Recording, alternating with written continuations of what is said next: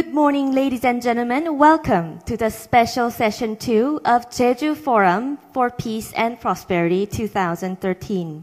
I am Jang Hae-won, and I'm very honored to meet all of you. Let me first introduce the distinguished speakers of the session.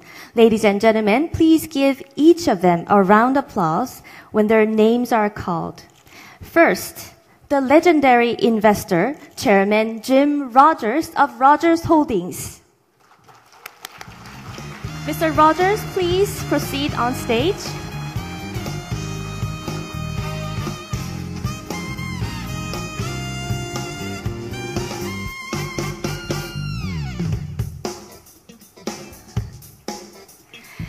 Next, former Chairman Hwang Young-ki of KB Financial Holdings Company.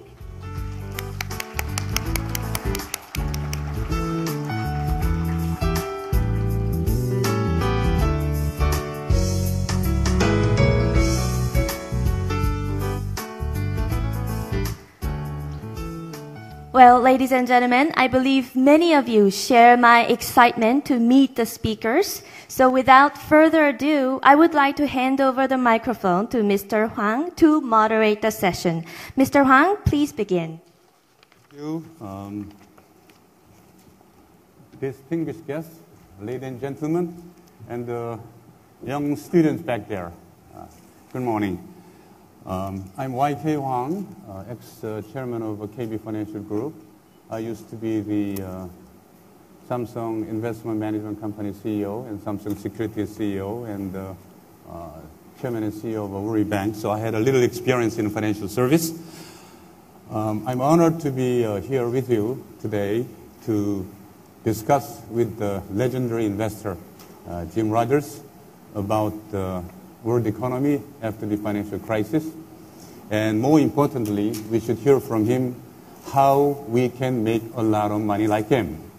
So I'm excited to have this opportunity. The background of this session, I can mention a few words.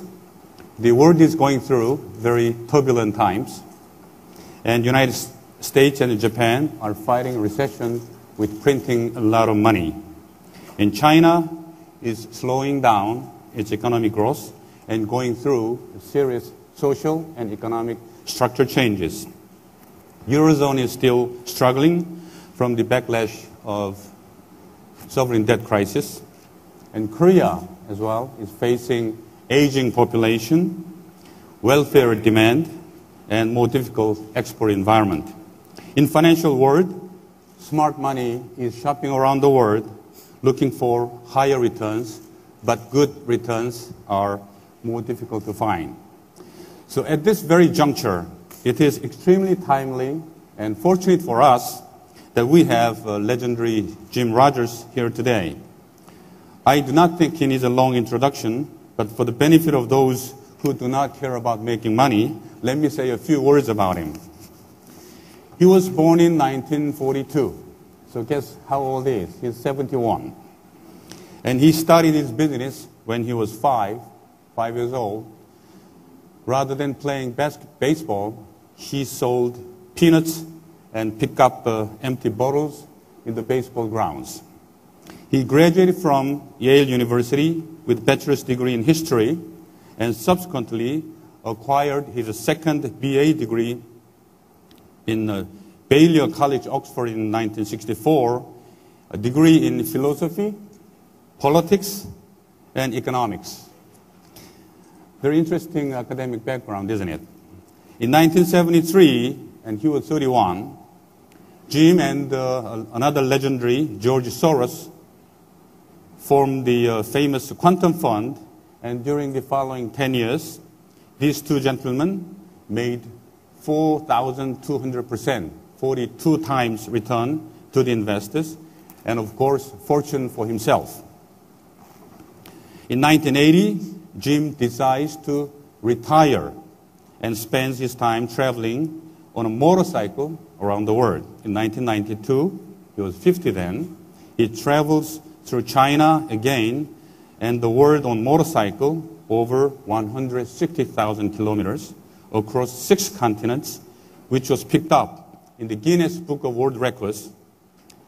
Between 1990 and 2002, Rogers did another Guinness World Record journey through 116 countries, covering 245,000 kilometers, this time with his wife, Paige, in a custom-made Mercedes-Benz. In December 2007, Rogers moves to Singapore, claiming that now is a groundbreaking time for investment in Asia. He is quoted as saying, if you were smart in 1807, you moved to London. If you were smart in 1907, you moved to New York. And in year 2007, if you were smart, you moved to Asia. And he moved to Asia. Asia and the world has changed a lot since then. Now that we have Jim Rogers here, we are lucky to hear directly from him the secret recipe for successful investment. Please welcome Indiana Jones of financial market, Jim Rogers, with a big round of applause. Thank you. Thank you. Thank you, YK. Thank you. Is your podium there? No, I won't use the podium. Thank you, YK. That's okay.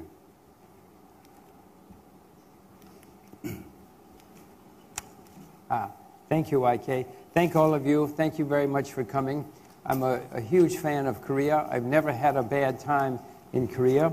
I've been to Korea several times, and I've always had a wonderful time. And I'm an admirer of what you've done here in the South, anyway, in the past 50 years. And I'm delighted to be here, and I want to thank the sponsors for inviting me and for having me here and making it possible. It's the first time I've ever been to Jeju Island, and I am amazed, stunned, blown away by how exciting and beautiful Jeju Island is and what great prospects there are for the future. But as YK said, my then fiance and now my wife, Paige Parker, and I spent 3 years driving around the world. We drove 245,000 kilometers through 116 countries. And as you can see, we got into the Guinness Book of World Records because I'm the first hedge fund manager to drive around the world. So in my case, it was easy to get into the Guinness Book of Records. We started in Iceland. We drove through Europe, Turkey, China, Korea, Japan, across Siberia, into Mongolia, all across Russia, all around Europe, 32 countries in Africa, Southeast Asia, Australia, New Zealand, down to the bottom of South America, up through Central America, up to Alaska, back down to the southern part of the United States, and up to New York. That was 3 years on the road. It's 116 countries, 245,000 kilometers. So as you can imagine, when we got home, we were a bit tired. So we decided we would stop and rest. We decided we would rest for a while. Well, one result of resting for a while is we now have a baby girl. I had never had a child before. I thought children were a terrible waste of time, energy, money. I could not conceive of doing anything so foolish as to have a child. I felt sorry for all of my friends who had children. But I want you to know that I was completely wrong. I was 100% wrong about having children. In fact, if there's anybody in the room who hasn't done it yet, I urge you to get home and get on with it, because it is such a wonderful experience. Take a day off if you, well, no. Don't take a day off these days, but go home for lunch. You know, go home and have a lunch hour. And I'm telling you, it is a lot of fun. Now, lest you think I'm just standing up here talking and not taking my own advice, Paige and I went home for lunch one day, and we have another little girl. So we have two. So I'm taking my own advice. And anything that I tell you today, by the way, I am doing myself. If I give you advice about money, I'm doing it with my money. If I give you advice about having children, I'm having children. So anything I tell you today, I'm doing myself. Before we start, I want to show you a quick video. I'm going to show you 2 minutes of what it's like to go around the world. There was a survey done recently which said that the number one dream which people have in the world, obviously not everybody's number one dream, but the dream which comes out on top in the surveys is to get in the car, chuck everything, and take off around the world. So I hope that all of you are going to be so successful in your lives. After all, this is a conference for prosperity as well as for peace. I hope that all of you are going to be so successful that you too will get in your car or your motorcycle and take off around the world. It starts with us in Iceland, toasting each other. Patience and calm. Off to the Great Wall. We did get married on the trip. Here we are cutting our cake. This is our honeymoon. One of many camels on the road. We went through 15 war zones. These guys were not very friendly at first, but if you look in the upper right-hand corner, you will see a familiar face. One of many markets we visited. This is one of many bad roads. A sad time. We went to an AIDS orphanage in South Africa. We went to see King Tut. Whenever we could, we stopped at schools because I'm very keen on education. Everybody wanted their pictures made. Myanmar, which used to be called Burma.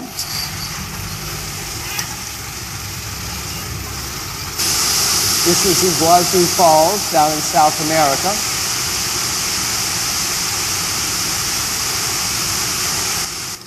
This is the bane of my existence. This is bureaucracy, red tape, regulations. This, on the other hand, is the black market. This is a much higher class of people. And when we got back to the U.S., we kept going. We headed up to Alaska in the dead of winter. And when we got back to New York, our first stop was the World Trade Center. That had blown up while we were gone. Now, let's go around the world again. Only this time we're going to talk about what's happening in the world. As YK said, it's a very tumultuous time of what's happening, and we need to understand it. The first thing I'm going to touch on briefly is the rise of China. YK mentioned that in 2007, we moved, my wife and I and my family moved to Asia. I moved to Asia because, in my view, the 19th century was the century of the UK, the 20th century was the century of the US, and the 21st century is going to be the century of Asia, especially of China. I know they call themselves communist in China, but let me tell you, they are among the best capitalists in the world. I know people who would tell you that they are the best capitalist in the world as we speak here in 2007. Now, I know you who here in Jeju Island know what's happening in China because a million Chinese tourists come here every year. So you see the changes that are taking place in China. But let me tell you, it's going to continue. It's not a flash in the pan. It is going to continue to change the world as we know it. Most people are not fully aware of the depth and breadth of changes that are taking place in China. Not even the Chinese are fully understanding what's happening, but it is going to continue to change the world, and it's perhaps the most important thing happening to the economy or anything else in the 21st century. The best advice that I can give all of you, and that I give anybody in the West or in Asia, make sure your children and grandchildren understand Mandarin, can speak Mandarin. I showed you my little girls. Both of my little girls are fluent in Mandarin. One of the reasons we moved to Asia was so they would speak Mandarin like natives. And both do speak perfect Mandarin as we speak. I'm trying to prepare them for what I see as the 21st century, and that is the century of China. You're very lucky. You're right here on the border of China, right across the river, right across the water from China. So you're at the right place at the right time. We will talk more about Korea and China later on. So you must understand this. I do want to emphasize there will be many setbacks in China as China rises to power and glory. In America in the 19th century, we had 15 depressions with a D. We had a horrible civil war. We had very few human rights. We had very little rule of law. And yet America became the most successful country in the 20th century. China will have plenty of problems. I don't know what or when or why. They will have problems, but do not give up. It is going to continue to change the world. Now, at the moment in the world, we have a unique situation in the world economy. We have, for the first time in world recorded history, we have every central bank, every major central bank in the world printing a lot of money. The Japanese said about 6 or 8 months ago, we will print unlimited. That's the word they used, unlimited amounts of money. Well, the Americans then said, well, wait a minute, we can do that too. We can print huge amounts of money.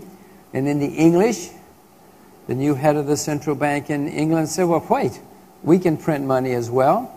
And now, of course, Europe has joined in, and they too are printing even more money. Now, this has never happened in recorded history. All of you know what happens, or may know, that when a single country prints a lot of money, it leads to serious problems down the road. Well, I can tell you that this is going to lead to serious problems for all of us. It's going to lead to higher inflation. It's going to lead to currency turmoil. You already see what's happened to the Japanese yen. The Japanese yen has collapsed 25 or 30% in just 6 months. That is a gigantic move for any currency, but especially for one of the world's major currencies. It is having ramifications around the world. Korea is having more trouble competing. Germany, America, it's having changes everywhere. So all of this currency turmoil is going to get worse. You're going to see more interest rate turmoil. You're starting to see higher interest rates, at least for the moment, in England, America, everywhere, because I'm not the only person who knows that printing a lot of money leads to inflation eventually. So you're already starting to see interest rates rise. In my view, the bull market in bonds, which started in 1981, 32 years ago, is coming to an end. I don't know if it's coming to an end this month or even this year, but it's certainly coming to an end because this money printing is going to have dire consequences for all of us. So please, please be aware of what's going on. It's going to end very badly for all of us. There is a certain amount of prosperity in the world right now, but it's artificial. It's based on huge amounts of money being printed. You know, if one of you gives me $1 trillion, I will have a very good time, and I will even show you a very good time. But it is going to come to an end. Whether it comes to an end this year or next year, I don't know. But stock markets around the world are going to have serious problems when all of this gigantic money printing comes to an end. Those of you who are still young, I don't know if you're fortunate or unfortunate to see something which has never happened in history before, but you will see the consequences of massive amounts of money printing and the historic consequences that all of us older people are going to have to deal with. You're going to have to deal with them too. How do you protect yourself? Well, the way you protect yourself historically is not to own bonds. If you own bonds, I would sell the bonds unless they're short-term bonds or special situation bonds. Normally, you do not want, well, you want to own stocks at a time like this when the money is being printed, but unfortunately, stock markets have already gone up a lot.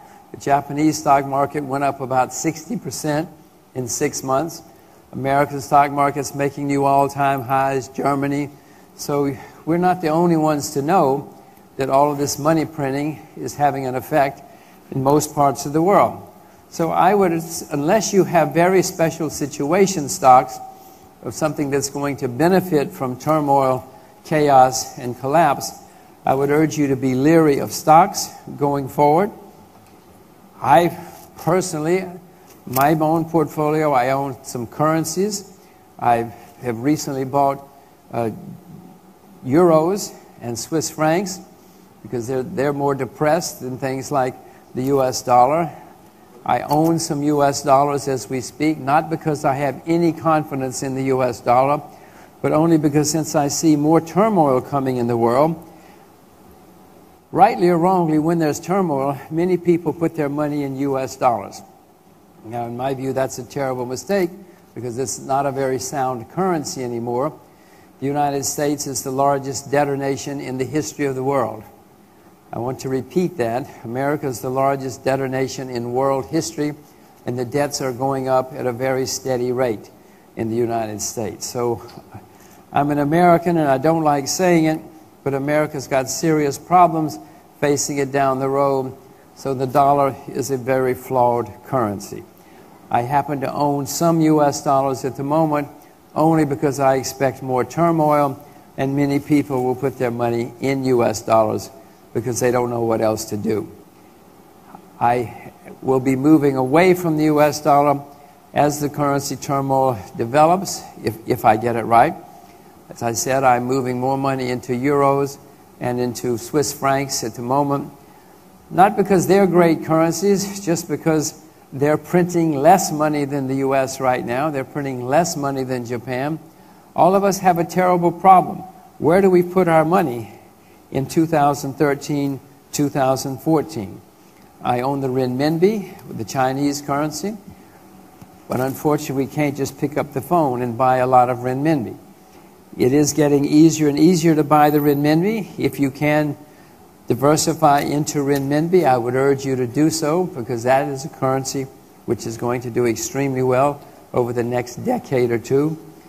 The main place that I'm putting my money now, and they haven't done terribly well recently, but I'm putting more of my money into real assets because during periods of money printing, when people debase the currencies, ultimately the way to protect yourself is to own real assets. By real assets, I mean things like rice, I mean things like silver, things that will be stable as currencies decline. I also am very, very interested in agriculture as we speak. Agriculture has been a terrible industry for 30 years. In my view, agriculture is now going to be one of the most exciting industries in world history for the next 10, 20, 30 years. Any of you who are thinking about getting MBA degrees, I would urge you to reconsider. In my view, finance is going to be a bad business for the next few decades, but agriculture is going to be one of the best industries of our time. So if you don't know how to drive a tractor, may I suggest you learn how to drive a tractor, and if you're thinking about what to do with your life, I would urge you to think about becoming a farmer, because I'm extremely optimistic about agriculture and the producers of real goods going forward. So if you want to make a lot of money in the next 10, 20, 30 years, I would urge you to stay away from finance. I would urge you to find industries where they produce real goods, farmers, miners, lumberjacks, people like that, because that is going to be the best part of the world economy. I want to talk briefly about Korea, because since we are here in Korea, YK talked about you have a very serious demographic problem, and you do going forward. You have one of the lowest birth rates in the world, and that's going to cause more and more problems for Korea going forward. However, in my view, Korea is going to be North Korea and South Korea will be merging in the next few years, in my view.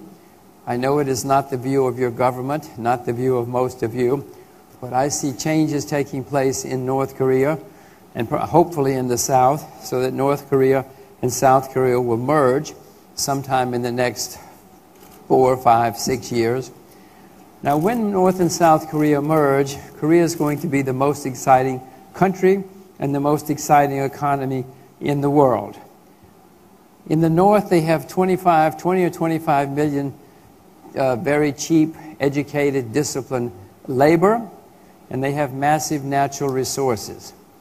You in the South have massive amounts of capital. You've got a lot of smart management. You have management know-how.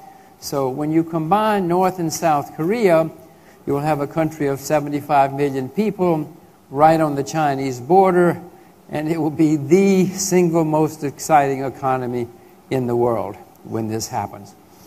Japan doesn't want this to happen because Japan will not be able to compete with the new Korea, the Korea with cheap labor, lots of natural resources, lots of capital, and know-how.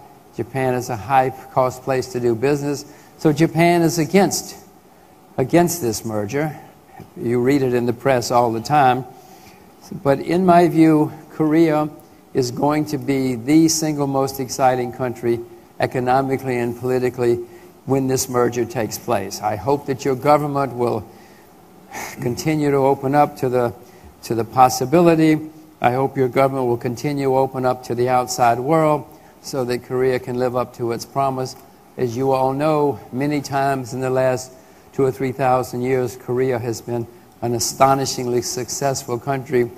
You will be again in the next few years. And so those of you who are thinking about maybe leaving Korea or investing elsewhere should start reconsidering Korea, because Korea is going to have its day again in the foreseeable future. So I think on that happy note, I'm going to stop. I will take questions about anything. I will take questions about honeymoon spots or the best beer in the world or how to make money, how to lose money. My goodness, I've lost enough money in my life. So at this point, I'm going to stop and let YK take it over. And then I will take questions from you about anything you want to discuss. Yeah, please give him a big applause.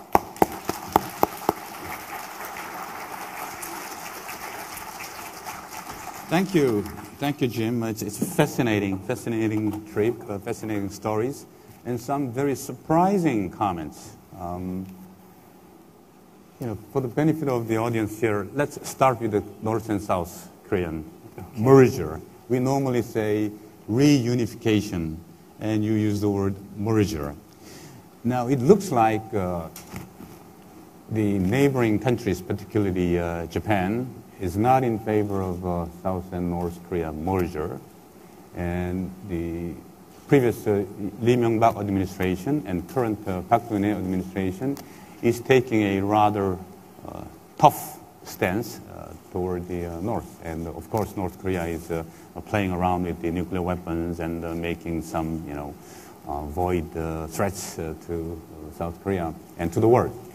In this very difficult situation, why do you think merger would take place within, say, 4 to 6 years? I mean, it's a very surprising comment, but since you have been right so many times, I just come to think, you may be right again this time. Well, in 1984, if someone had said East and West Germany will be merging within 5 years, you would have thought that they were crazy. I did not say in 1984, but there must have been people who did. Even in 1988, people did not think East and West Germany would merge. So when these things happen, they usually happen pretty quickly. I see signs on the horizon. And by the way, your government is taking much too hard a line. If you ask me, I know that there are people in South Korea who want them to take a hard line, but your government should be more open to change with North Korea and to the outside world.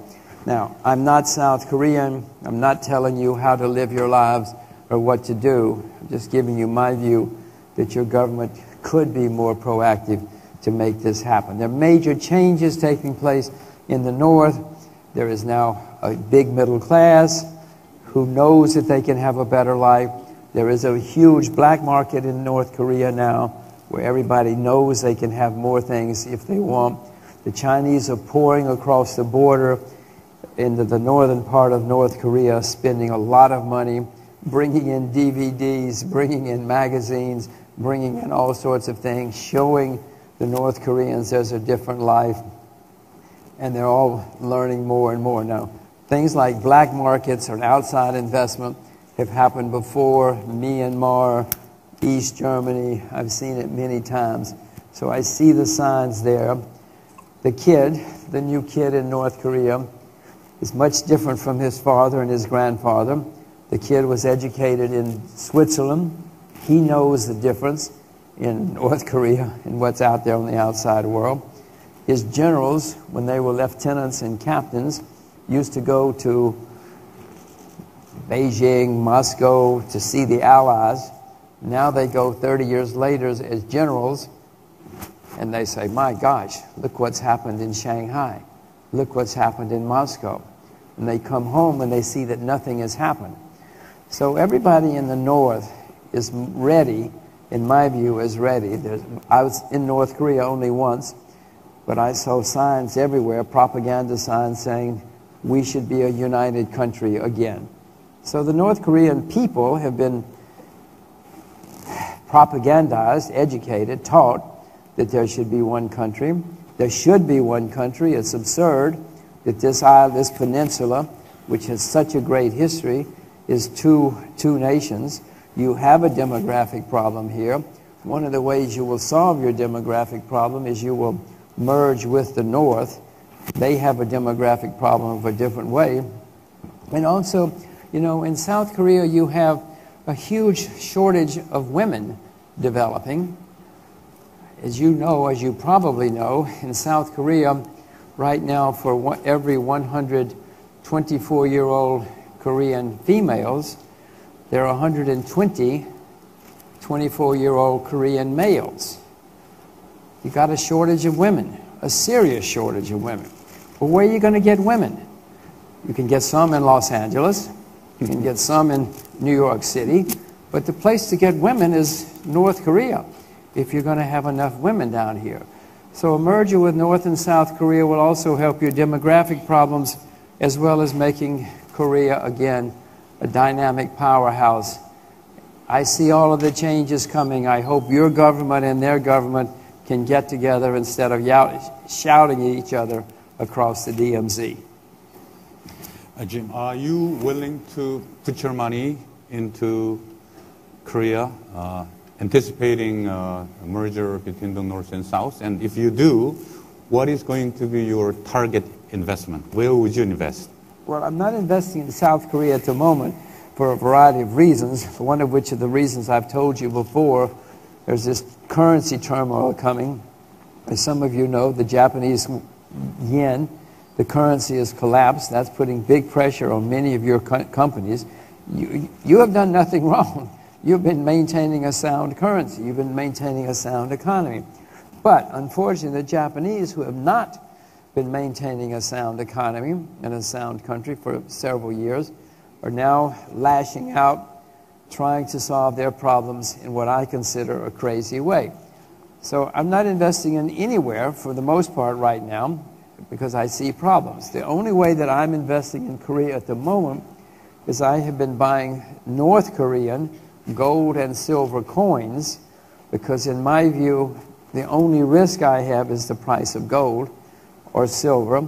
And even if gold and silver go down, I don't expect North Korean gold and silver coins to go down a lot because they're somewhat rare. And if I'm right, and if North Korea disappears within the next few years, these coins will go up a lot in value because there's no more North Korea. So I'm investing in Korea by betting on the collapse of North Korea. Is the way I'm investing in Korea at the moment.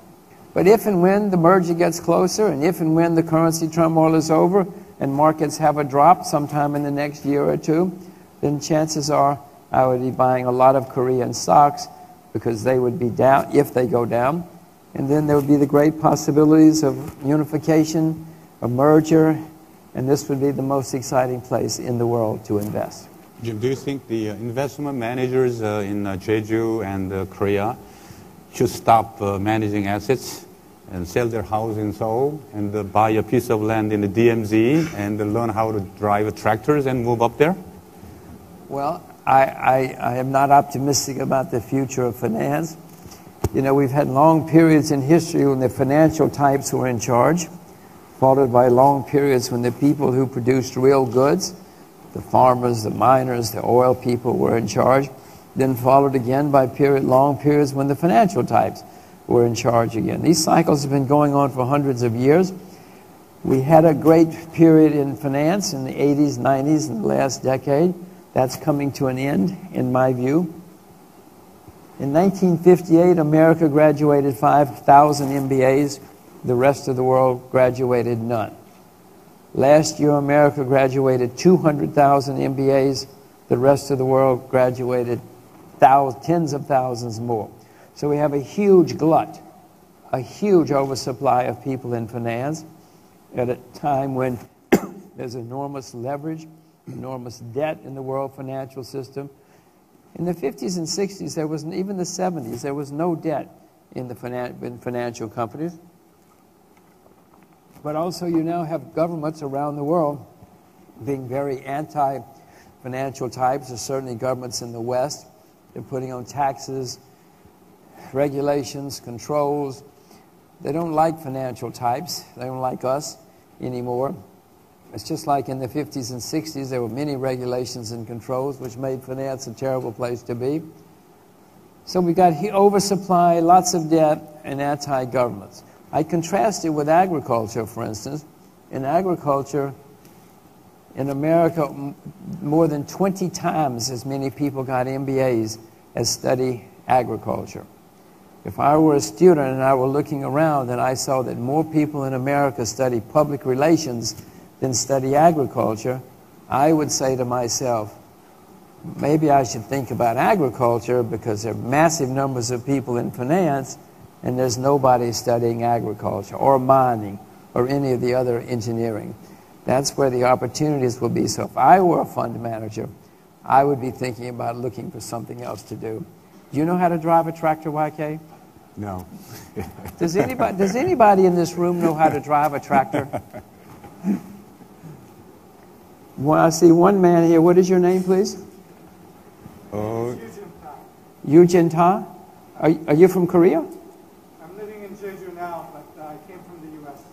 Ah, he came from the U.S. to Jeju. So there's one person in the room who can drive a tractor. And this lady, what is your name? Rosita can ride a tractor. Maybe the two of you should meet and you could have a tractor race. Anybody else know how to drive a tractor? Any of the students know how to drive a tractor? What more do you need to know? In a room with hundreds of people, 2 people can drive a tractor. How many people in this room own stocks or mutual funds? Everybody in this room owns stocks or mutual funds. What more do you need to know? And YK asked a very good question. Think about buying farmland up near the DMZ. It's very cheap. And when peace comes, if I'm right, and they just tear down the DMZ, then the farmland up near the DMZ is going to be very, very valuable. All right, so much about Korea. Let's move on to Japan. You mentioned that you don't own Korean stocks for now because of the disastrous Abenomics affecting Korean companies. They are printing money, unlimited, and they are ruining the economies of the neighbor countries. But there was a big fall in the Japanese stock market a few days ago, and people are concerned that the Japanese interest rates will go up someday later. And given the huge government debt amount that they are sitting on, any increase in interest rates on Japanese government bonds would have a devastating effect on the Japanese fiscal health. Do you think this Abenomics will succeed? Do you think this Abenomics will last for how long? Abenomics is going to be a disaster. In the end, Mr. Abe hopes he will win the election this summer. He probably will because he's been putting out so much money and so many people feel better because of that. I don't know if he'll win the next election for the lower house of parliament because that's 3 or 4 years from now. No, I don't expect it to succeed other than temporarily. YK, nobody in history has been able to make their economy stronger in the long term or even the medium term by printing money. It has never happened.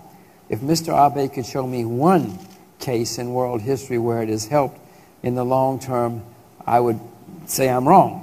But there are no cases. And no, it's not going to work. Interest rates will go higher. They've already started going higher. I don't know if they'll last, but no.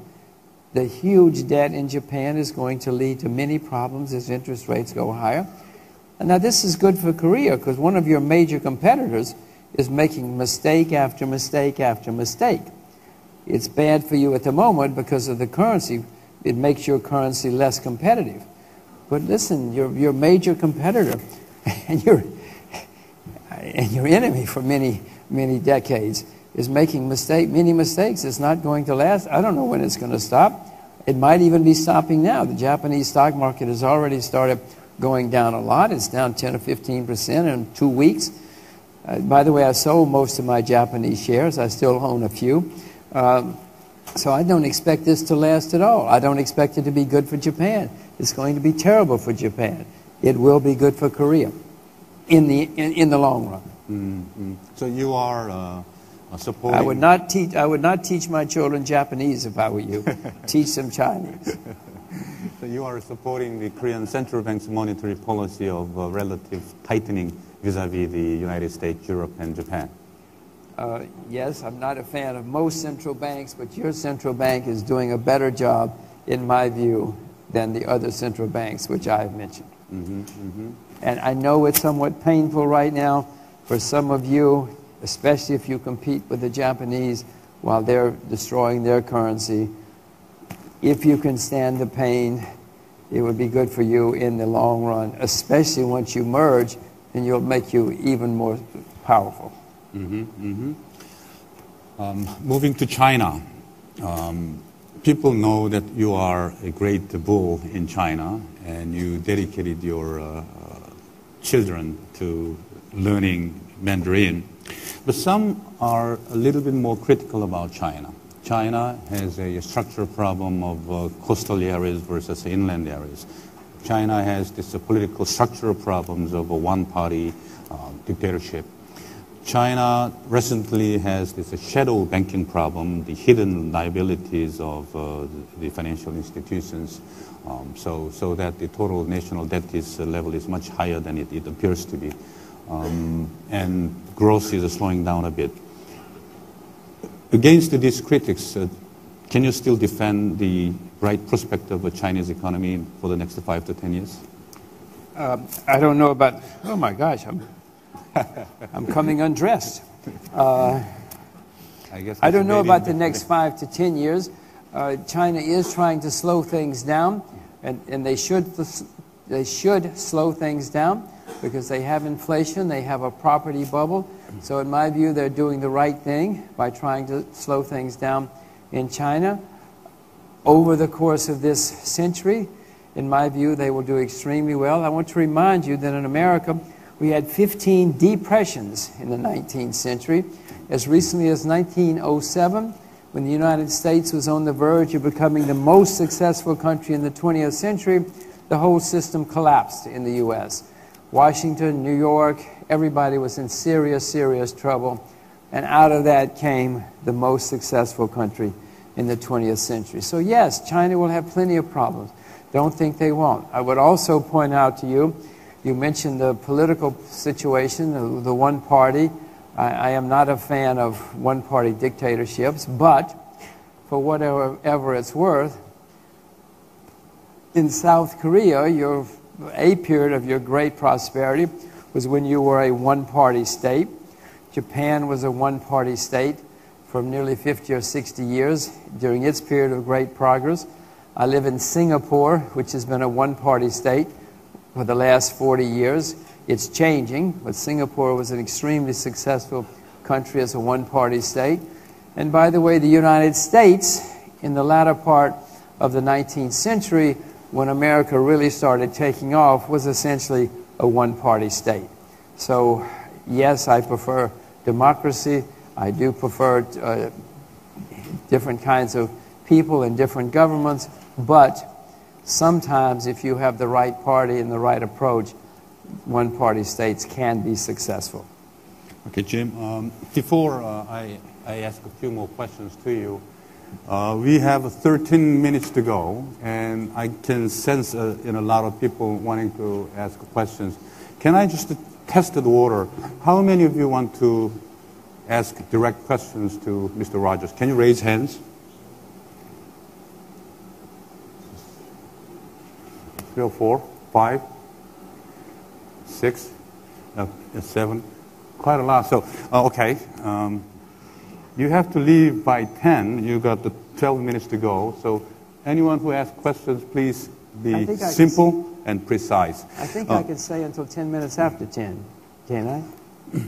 He, Kwong? I think I can stay. Can I stay until 10 after 10? Yeah, you need the 10 minutes to prepare. No, I have to leave at 10, she says. Yeah. Okay. So last question for me, Jim. You said the stock market is going to be very difficult going forward, and you said the interest rates will go up, so hold no bonds. Where to invest? Where to invest smart money? It seems to me, you buy something related to agriculture, something related to gold, something related to, something real asset. What are they more specifically? Well, one can buy farmland, one can buy companies that deal with farmers, tractor companies, seed companies, the farms themselves. There are many ways to invest in agricultural prosperity.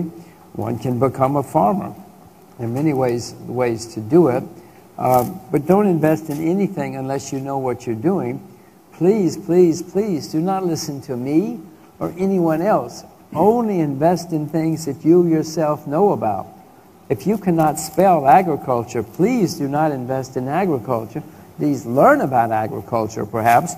But YK, do not ever take hot tips from me or anybody else. The way you get rich is you invest only in what you know. Now, everybody in this room knows a lot about something, whether it's fashion or cars or sports. Start there. Invest in what you know a lot about, and when you find opportunities in the field of your own expertise and your own passion, that's how you will be successful. You will not be successful taking hot tips from the newspapers, the television, the brokers, your friends. You will only get rich by focusing and staying with what you know. Okay, thank you. I will take questions from the floor. Who's the first? Okay. Mention your name, what you do, and ask questions. Thank you. I'm Hwan Jun Lee, and I'm working for Jeju Provincial Government as an Investor Relations Associate. It's my honor and impressed by your speech. And Jeju Provincial Government is trying to attract foreign direct investment. And now, 14 foreign companies are in the process of investing in this island, combined $50 billion. And 8 of the 14 companies are Chinese because we provide the tax exemption and also green card for them. That's why many Chinese companies are very interested in this island. However, there are some negative concerns about too much Chinese capital in Jeju Island. Some people think Chinese capital is negative, and some are afraid Chinese will take all over the island. And here are my questions. So should we worry about Chinese capital in Jeju? And what positive impact could happen with a large proportion of Chinese investment in Jeju? And lastly, could you provide some good advisory tips and comments to Jeju people with regards to Jeju, Chinese investment in Jeju Island? Thank you very much. Thank you. I come from Singapore, which 50 years ago was a swamp. 50 years ago, Jeju Island was a tangerine farm. There was very little prosperity. There was very little anything here except maybe some tangerine farmers and not much else. Now, I see Jeju Island today compared to 50 years ago, and I don't think many people in Jeju Island would like to go back to 50 years ago. I know that in Singapore, which was a swamp 50 years ago, and then welcomed, gave incentives for Chinese investors to come to Singapore. Other investors, Indians, Malaysians, Indonesians, They gave as many incentives as they could to get people to come to invest in Singapore, and Singapore population has gone up a lot in that period of time, but Singapore is now one of the richest, if not the richest on a per capita basis, country in the world. Yes, Singapore could go back to being a swamp. Singapore could go back to being the way it was before. I would remind you that America, 100 years ago, 150 years ago, was a very poor, backward nation. They begged immigrants to come. They begged outside capital to come, including Chinese, and America became the most successful country in the 20th century. So you can either welcome outside brains, capital, drive, and it will improve everybody's standard of living, or you can tell them to go away. In 1962, the richest country in Asia was Burma. In 1962, the richest country in Asia was Burma. The Burmese said, no, we don't want any more foreigners. They threw the foreigners out. They took their money away from them. They told them to go. And Burma became the poorest country in Asia over the next 50 years. And Myanmar is now the poorest country in Asia. But Myanmar has realized that closing off to the foreigners with their brains, capital, etc., was a mistake. I would urge Jeju to welcome foreigners. Yes, it's going to change your lives, but it's going to change your lives in a positive way. The Chinese are not going to destroy the Korean way of life. Korea is going to be too strong a nation in the next 20 or 30 years. I would welcome the capital, I would welcome the brains, I would welcome everything they can bring, because it's going to make everybody's life in Jeju better. Thank you. Any questions from that side? Yes, this time, lady. Thank you for your impressive speaking.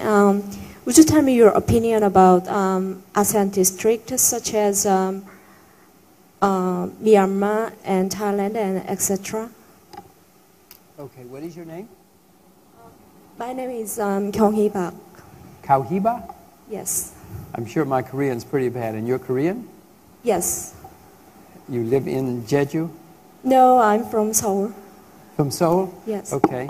Well, I'm extremely optimistic about Asia and Southeast Asia. Myanmar is one of the most attractive places in the world to invest right now. As I told you, Myanmar went from being the richest country in Asia to the poorest country in Asia when they threw out the foreigners.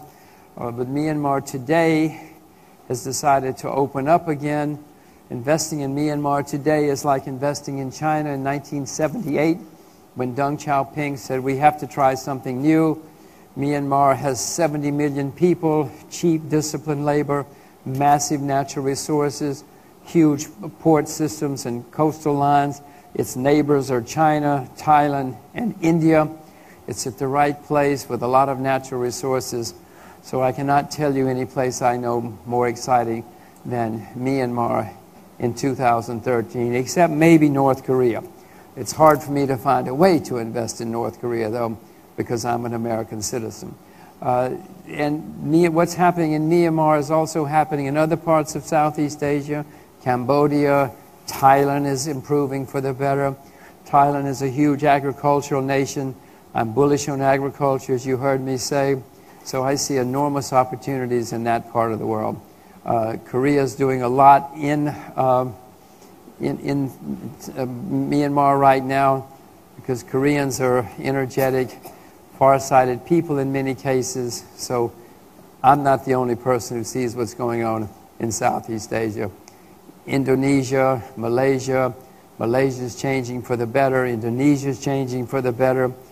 They both have huge natural resources. So if you're not happy in Seoul, you can think about Southeast Asia. Okay, thank you. Can I take questions from students? You don't have to worry about speaking in English. You can speak in Korean and we can translate the question. Any questions from these young students? The future of Korea? No? Okay, one there. Hello, Mr. Rogers. My name is Hyun-Soo Lee from Jeju Student Diplomat. And I want to ask something about Japan. You know, since Japanese are printing tons of their currency called yen, the price of yen has decreased a lot.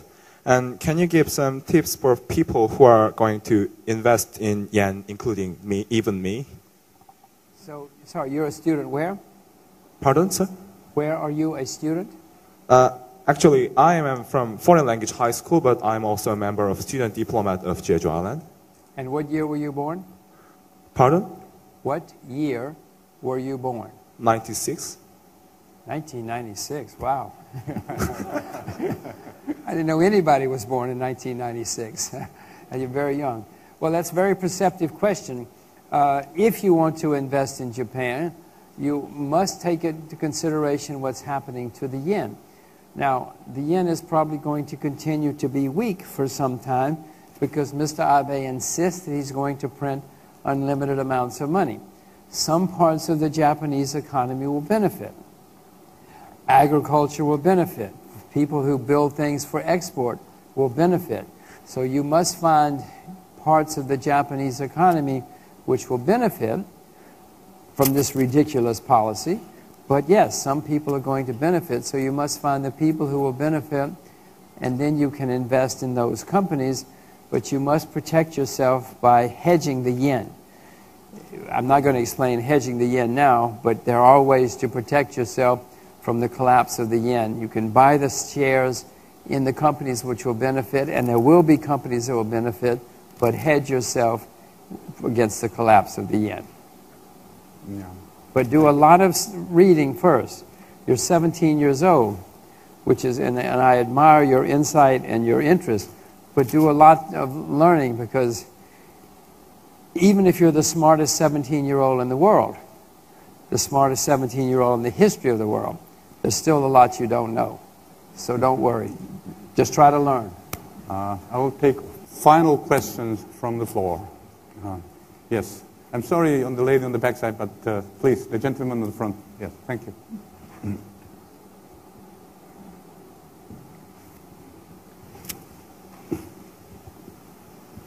My name is Eugene Pak, and I live here in Jeju Island.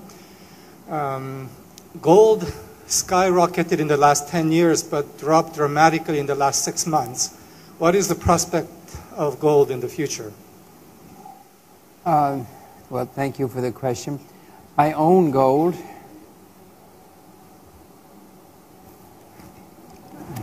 You never know when you might need a little gold. I own gold. I'm not, well, I did buy some gold Thursday, I think Wednesday or Thursday. The times escape me. But I hasten to tell you, gold went up 12 years in a row, which is extremely unusual. Gold did not have a single down year in 12 years. Now, I know of no asset in world history that's gone up 12 years in a row without a declining year. Gold only had one even small correction in those 12 years. So the anomaly is the fact of how strong gold has been for 12 years. Anything that's been that strong for 12 years needs to have a correction, in my view. It's the way markets work. It needs to rest for a while, consolidate. So I welcome what's happening in gold, and I own it. Don't think it's not good for me that it's going down, but I had rather it go down for a while and build a new sound base, wherever that is, so that then gold can go up again a lot, because I expect the gold to go up a great deal before this is over because of all the crazy politicians in the world debasing currency right, left, and center. Whether gold takes another month, another year to make its final base, I don't know. I hope I'm smart enough to buy more gold. And I don't think the final bottom is here yet, by the way. I did buy some a couple of days ago in the short term. Maybe it will rally, maybe it won't. But if gold got to 1,300 or 1,200 or 11,000, whatever the number is, I hope that I'm smart enough to buy a lot more gold, because gold and silver are going to go up a lot over the decade. But I, anyway, am happy to see gold going down for a while, scaring a lot of people. Many people will sell, which is great, because then the gold can make a solid bottom again, and then we can have a new bull market for many years. Don't sell your gold. Okay, and just to show you, see, I have some silver too. I'm sorry about the potential questions you might have, but given the limited time Jim has, this closes the session. If one were to put up a auction for 1 hour meeting with Jim Rogers, I think it will probably cost $1 million. And if you have 10 questions, this is a $10 million session. So we all should be thankful for Jim sparing his time and sharing his insight for investment in the world economy during the last 1 hour. So please give Jim a big applause. Thank you, Jim. Very good job. You did a good job. Thank you.